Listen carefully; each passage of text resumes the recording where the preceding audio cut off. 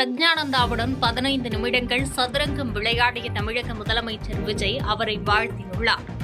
Norway chess தொடரில் champion பட்டம் வென்று இந்தியாவிற்கும் தமிழகத்திற்கும் பெருமை சேர்த்த செஸ் கிராண்ட் மாஸ்டர் பிரக்ஞானந்தா இன்று சென்னை தலைமைச் செயலகத்தில் தமிழக முதலமைச்சர் விஜயை நேரில் சந்தித்து வாழ்த்து பெற்றார்.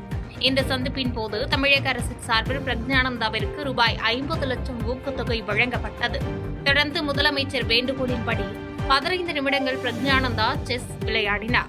பின்னர் செய்தியாளர்களை சந்தித்து பேசிய பிரக்ஞானந்தா எதிர்பாராத விதமாக இந்த சதுரங்க ஆட்டத்தில் தான் வெற்றி பெற்றதாகவும் முதலமைச்சர் தோல்வியடைந்ததாகவும் மகிழ்ச்சியுடன் தெரிவித்தார். சிதம்பரம் அருகே இளம்பெண் கொலை வழக்கில் கொலையாளியை 1 மணி நேரத்தில் கைது செய்துள்ளதாக மாவட்ட காவல் கண்காணிப்பாளர் ஜெயக்குமார் தெரிவித்துள்ளார். கடலூர் மாவட்டம் சிதம்பரம் அருகே மீதிக்குடி கிராமத்தில் காமாட்சி என்ற இளம்பெண் இரும்பு கம்பியால் அடித்து கொலை செய்யப்பட்ட சம்பவம் தொடர்பாக செய்தியாளர்களை சந்தித்த மாவட்ட எஸ்பி ஜெயக்குமார் கொலையாளி மகேந்திரன் 1 மணி நேரத்தில் கைது செய்யப்பட்டுள்ளதாக தெரிவித்தார்.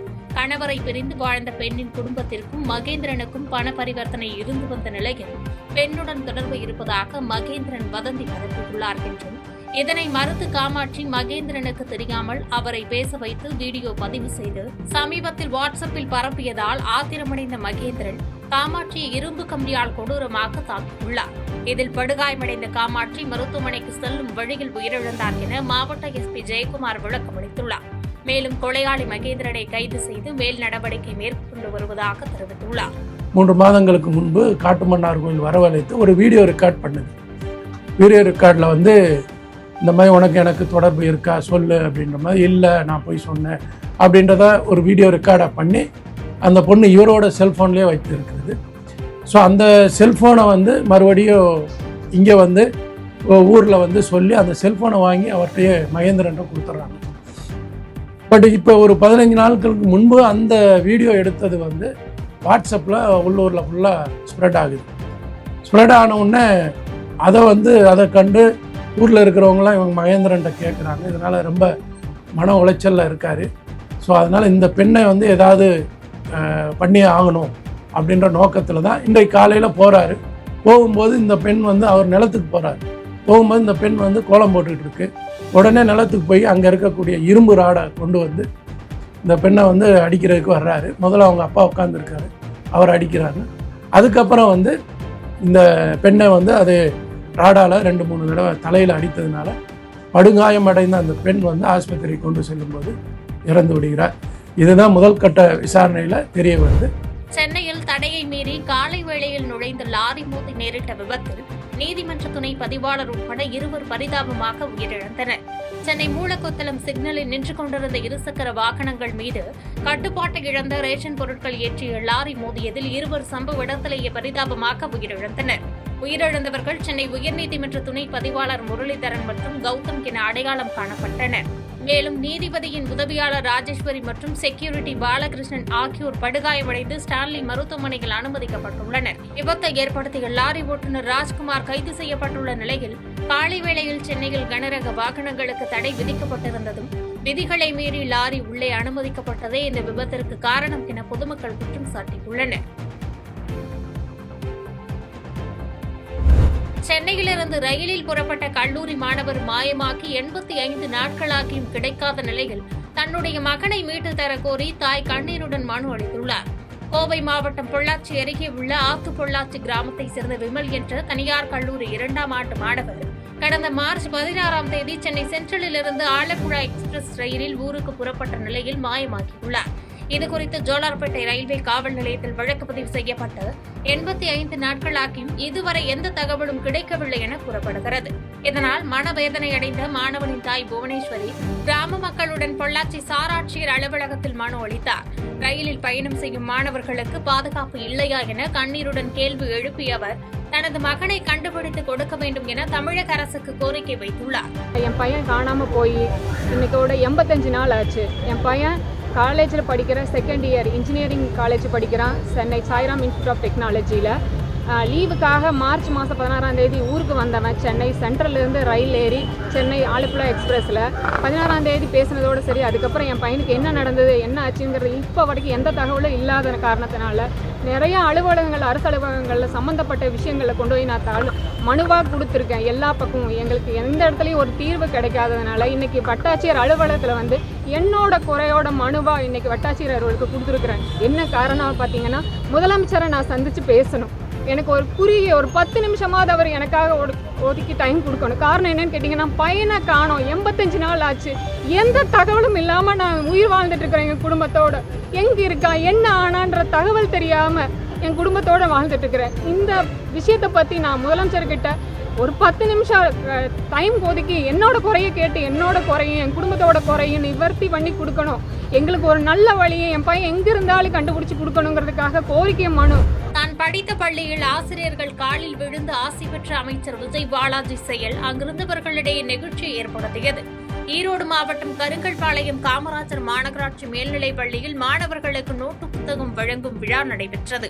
இதில் சிறப்பு அழைப்பாளராக கலந்து கொண்ட கைத்தறி மற்றும் துணிநூல்துறை அமைச்சர் விஜய் பாலாஜி தான் பயின்ற பள்ளிக்கு வந்ததும் அங்கிருந்து சரஸ்வதி புகைப்படத்தை வழங்கினார்.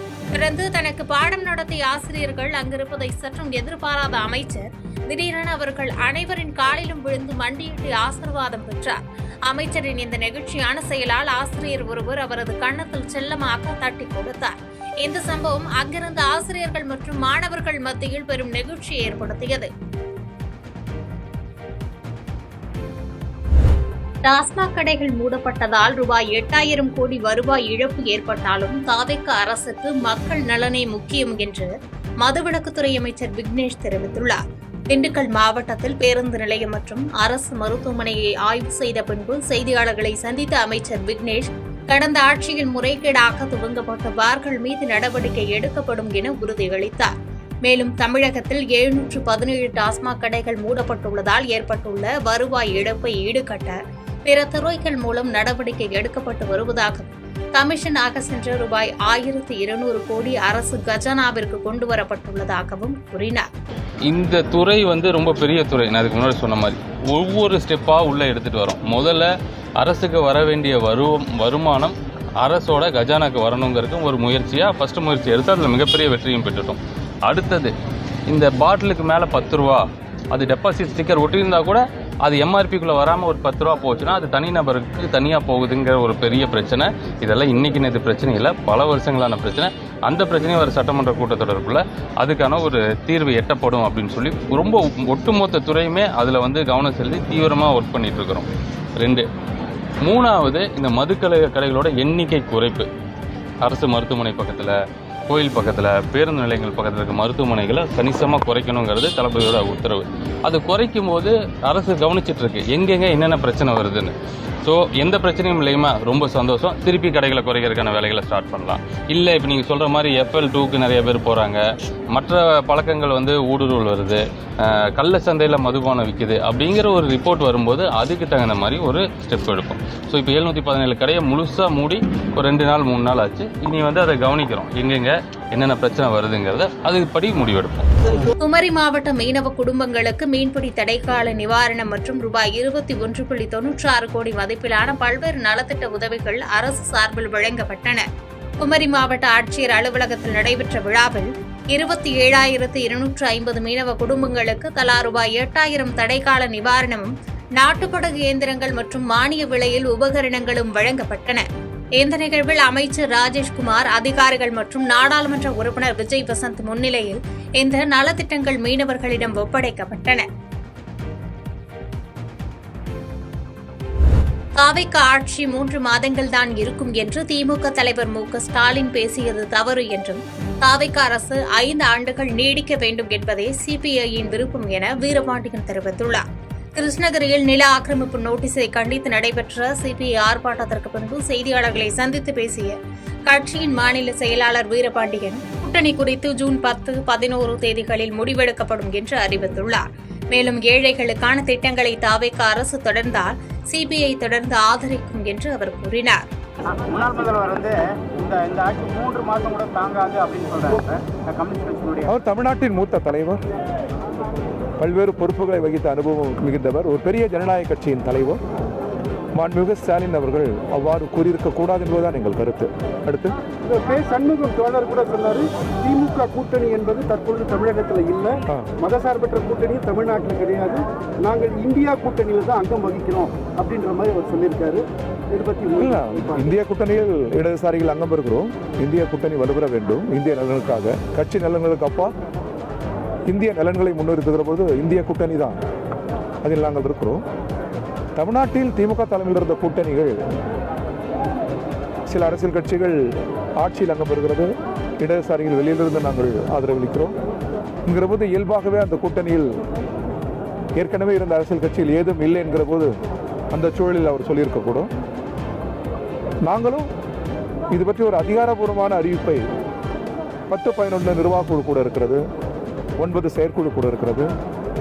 ஒரு கூட்டணியிலிருந்து விலகுகிற போது அல்லது விலகிக் கொள்கிறோம் என்று சொல்கிற போது முறைப்படி தான் நாங்கள் அறிவிக்க வேண்டும், போகிற போக்கில் அல்ல. ராமநாதபுரம் அருகே மின்வாரிய அதிகாரிகள் அலட்சியமாக பேசியதை கண்டித்து பொதுமக்கள் சாலை மறியலில் ஈடுபட்டனர். ராமநாதபுரம் மாவட்டம் திருவாடானை தாலுகா அஞ்சுக்கோட்டை பகுதியில் ஓராண்டாக மின்மாற்றி அமைக்காதது குறித்து கேட்ட பொதுமக்களிடம் மின்வாரிய அதிகாரிகள் அலட்சியமாக பதிலளித்ததாக குற்றச்சாட்டு எழுந்துள்ளது. இதனால் ஆத்திரமடைந்த கிராம மக்கள் அஞ்சுக்கோட்டை மங்களக்குடி சாலையில் மறியலில் ஈடுபட்டதால் போக்குவரத்து பாதிக்கப்பட்டது. பின்னர் காவல்துறையினர் பேச்சுவார்த்தை நடத்தி உரிய நடவடிக்கை எடுப்பதாக உறுதியளித்த பின் பொதுமக்கள் அங்கிருந்து கலைந்து சென்றனர். எங்கள் ஊர் பேர் அஞ்சுவட்டை. கடந்த ஒரு 2-3 வருஷமா கரண்ட் பிரச்சனையில நாங்கள் ரொம்ப பாதிக்கப்பட்டிருக்கோம். எங்கள் ஊருக்கு அலாட் 2 வருஷம் முன்னாடி அலாட் ஆன டிரான்ஸ்ஃபார்மரை இது வரைக்கும் வைக்கல. ஏன் வைக்கல அப்படிங்கிறத ஏறிட்டே கேட்க போனால், என்னப்பா டிரான்ஸ்ஃபார்மர் என்னப்பா புளிய மரப்பா ஊன்றதுக்கு ஈஸி அப்படின்னு சொல்கிறாரு. சார் என்ன சார் 3 வருஷமா சார் ஊண்டிக்கிட்டு இருக்கேன்னு கேட்டாலும் மேற்கொண்டு எந்த ரெஸ்பான்ஸும் இல்லை. நாங்கள் என்னென்னமோ பண்ணி பார்த்துட்டேன். எங்கள் ஊருக்கு கரண்ட் பிரச்சனை மிக அதிகமாக இருக்குது. ஒரு தாங்க என்னன்னா, ஒரு முதுகு தண்டு அடிவற்ற மாற்றுத்திறனாளி, என்னால் கரண்ட் இல்லாமல் படுக்க முடியாது. இப்படி எங்கள் ஊர் இப்படி ஒரு கரண்டே வந்தாலும் அரை கரண்டாக இருக்குது. அரை கரண்டில் ஒரு வீட்டில் கிரைண்டர் கூட ஓடாது, அந்த லெவலில் இருக்குங்க. இதுக்கு பூரா தீர்வு காணோம்னா அமைச்சர் ராஜு இங்கே வந்து எங்களை நேரில் சந்தித்து இதுக்கு சரியான தீர்வு சொன்னால் மட்டும்தான் நாங்கள் இந்த இடத்த விட்டு நகருவோம்.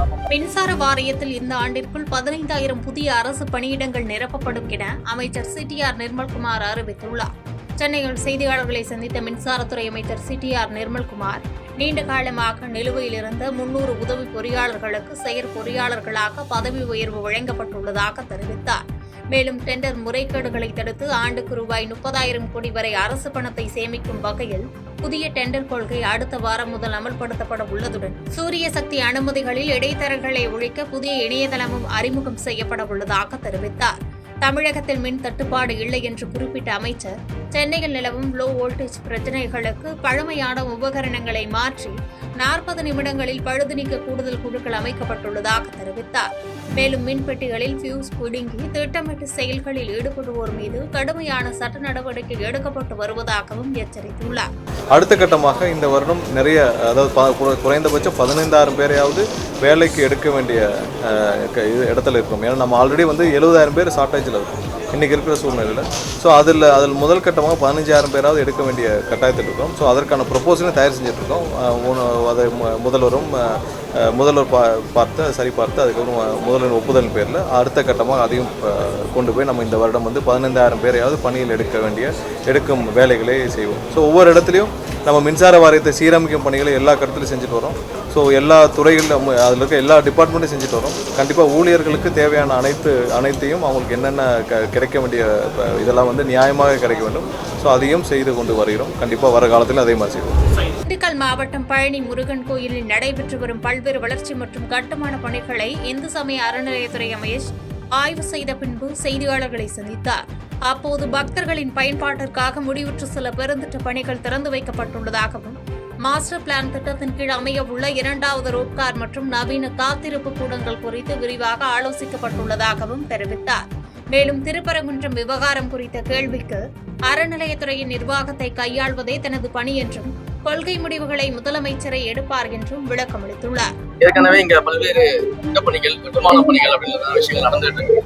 கடந்த ஆட்சியில துவக்கப்பட்ட பணிகள் நடந்துட்டு இருக்கும்போது அதை எந்த அளவுக்கு விரைவாக முடிக்கணும் அப்படிங்கிறதுக்காக அந்த பணிகள் எல்லாத்தையும் மேற்பார்வையிட்டதுக்காக நானும் இன்னைக்கு துறையினுடைய செக்ரட்டரி அவர்களும் கமிஷனர் அவர்களும் இங்க வந்திருந்தோம். ஸோ அந்த திட்டங்கள் எல்லாம் மேற்பார்வையிட்டிருக்கிறோம். அதே போல முடிவுற்ற சில பணிகளை வந்து பார்த்தீங்கன்னா மக்களுடைய பயன்பாட்டிற்காக கொண்டு வரணும் அப்படின்னு சொல்லிட்டு அது எல்லாம் இன்றைக்கு வந்து திறந்து வச்சிருக்கிறோம். இந்த மாதிரியான விஷயங்கள் தான் மெயினாக இன்னைக்கு வந்தோம். அதை தவிர கோவிலில் இருக்கக்கூடிய நடைமுறைகள், கோவிலில் இருக்கக்கூடிய அடிப்படை வசதிகள், இது போன்ற விஷயங்கள், அதே போல பக்தர்கள் தங்குமிடம் கட்டப்பட்டு கொண்டிருக்கிறது, அதை பார்த்தோம். அதற்கப்புறம் வந்து அன்னதான கூடங்கள் கட்டப்படுவதற்கான வேலைகள்லாம் நடந்திருக்கு, அதையும் பார்த்தோம்.